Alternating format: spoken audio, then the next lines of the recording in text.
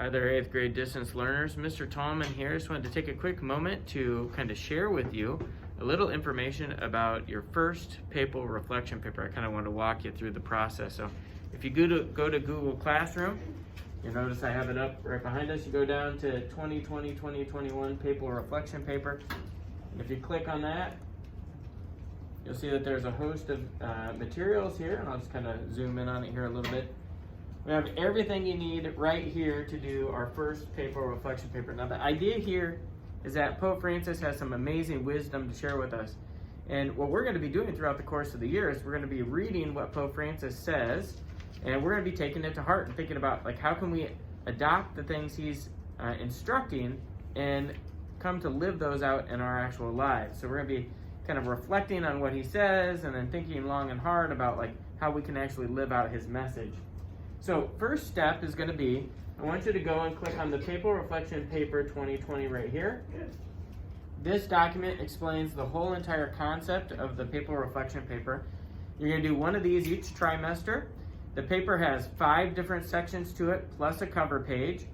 And the essence of it is that you're going to pick a topic that you kind of want to hear Pope Francis talk about. Now, I will always give a suggestion for you, just to kind of give you a starting place. And if you like my suggestion each trimester, you can embrace that Papal reflection or audience, and you can reflect on that. You can pick your own as well, and I've included a link for you here, and you can click on this link, and it will ultimately take you to a website where you can access all of the different speeches, homilies, audiences that Pope Francis has given since he's been our Holy Father, which is pretty cool. And if you scroll down a little bit further, you're going to see the formatting for the paper. So there's a cover page. It's all outlined right here. Okay, and then there's the 5 different sections. In essence, the 5 sections are this. 1, why'd you pick the paper? Why'd you pick this audience to reflect on? 2, what's the actual message? 3, what's some new content that you're coming across? New language, new concepts. 4, what's your personal opinion about what Pope Francis said? How are you going to internalize it? What are you going to change in your life so that you can embrace this message? And then 5, I want to know if you would recommend this particular papal audience or homily to somebody else. Who should read it and why? Okay? So those are kind of the 5 different parts. Go through it, read through the details. I give prompts in there for each section, specifically telling you kind of what I want to hear you explain. So I try to do 3 prompts per section. These sections won't be a paragraph, there'll be multiple paragraphs.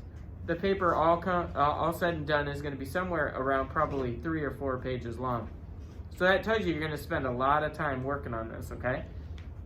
Here at school, we're going to spend probably the next week and a half in class kind of doing it. And I will model it for the students.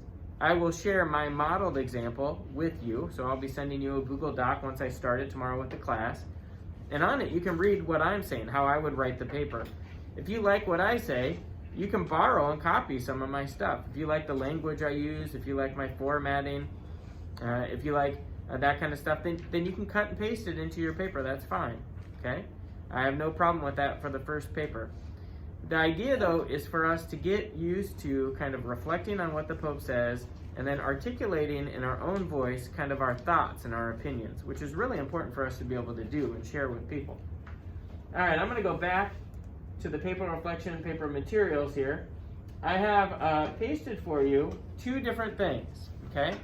So the Papal Reflection I have picked, or the audience I picked for you that Pope Francis said, can be right here in this Google account. And I posted it right here. It's just 2 pages. It comes from a book that I like a lot called Give Us This Day Our Daily Bread. Okay, these are short little reflections on things that Pope Francis has said. 2 pages. The problem with the 2-page format is, though, that there's not a ton of content there, and you might want more. So, to help you out, I posted the full message, the full scripted message that Pope Francis gave for this particular audience. And here it is. And as you can see, it's quite a bit longer, right? But it has more detail, which means it has more words and concepts that you probably haven't heard or encountered yet. In addition, it just has more details, which is helpful in writing the paper. So give both of those a look, please. Once you're done with that, I want you to click on the Papal Reflection plan sheet. The plan sheet kind of maps out everything you need to have for your paper, okay? So if you compare this to the first document I shared with those 3 prompts, you're going to notice that the 3 prompts are here, but they're 3 boxes, right? And in each box, I put at the very top kind of what the prompt is. So, topic, theme, reason for choice, your hopes, what do you hope Pope Francis says about the family in particular. And then you can go through, and here's section 2 with the boxes that you would need to fill in, section 3, section 4, and section 5. Okay?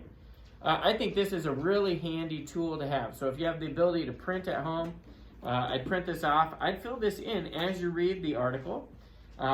Second, if you can't print this off, you can just do it on a scratch piece of paper. Not a big deal. Just get out a piece of notebook paper and do it. This will then mimic exactly what you need to put in your paper, which you will see us doing here in class this week. So, all right, that's a real quick overview of the paper reflection paper. It's ultimately going to be due on November 6th with an early turn-in date of October 23rd. Now, the beauty of the early turn-in date is this. I promise you that if you turn in your papal reflection paper on or before October 23rd, then I will read it, I will grade it, I will give you feedback, and I will give it back to you prior to the official due date of November 6th. And if there's anything you need to change, maybe to increase your grade, and maybe you missed something in the introduction, or maybe you missed something in section 4, you can go back, make changes, resubmit it, and then I'll grade it again and give it a new grade, okay, assuming that you make the appropriate changes.